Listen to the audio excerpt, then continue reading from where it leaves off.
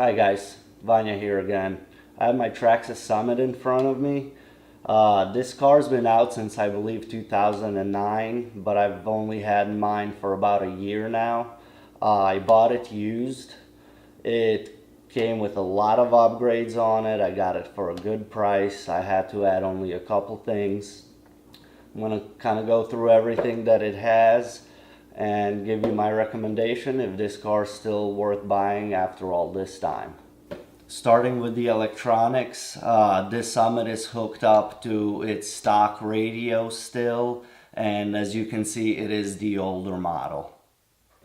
Moving on to the servos, these are Servos 1211 waterproof servos.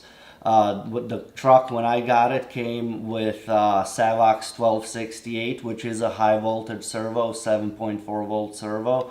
The B, C, and this ESC is only 6 volts, so it just wasn't enough torque to push the big wheels. ESC is still the stock ESC from Traxxas, but the motor has been upgraded to Kershaw designs, brushed motor, and this thing is an absolute beast.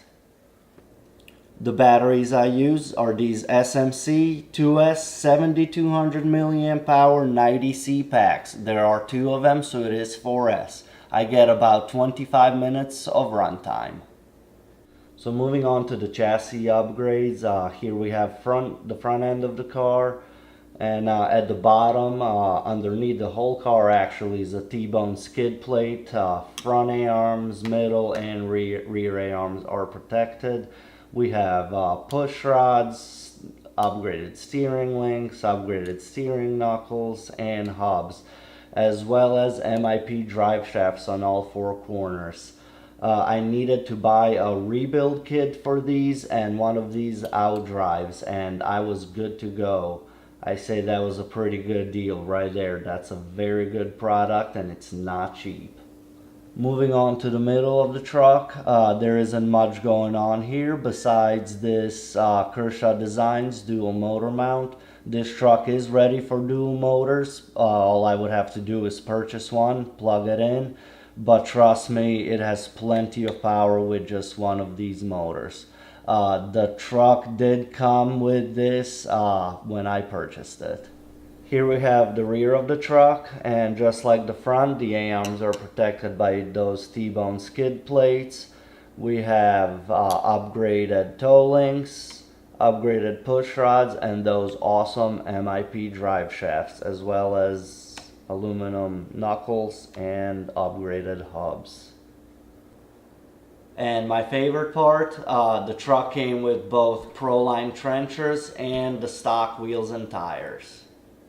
We have the stock tire here on the right and the Pro-Line trencher on the left, and as you can see, the trenchers are a good amount wider, about a ½ inch wider.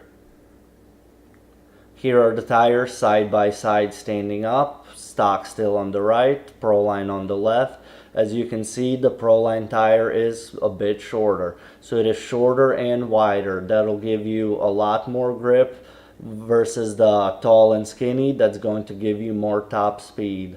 I don't think people get Summits to do top speed runs, so I definitely prefer to run my Pro-Lines. Now I'm going to mount up some tires and the body and take the Summit out for a few laps around my backyard track and see how it does.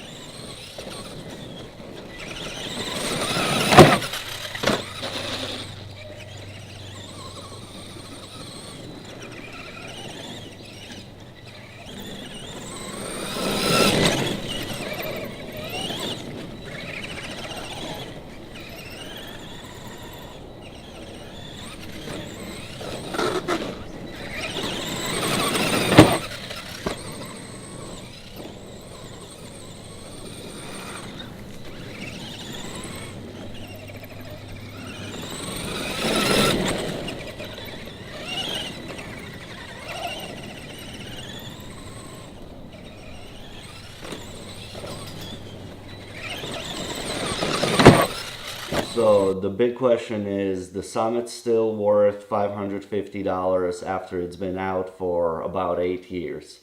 And in my opinion, absolutely yes. This thing is durable, reliable, it has those giant tires and locking diffs and dual stage transmission, and that makes it one fun package. If you are in the market for a Summit and you already know a little bit about RC cars, I do recommend buying a used one.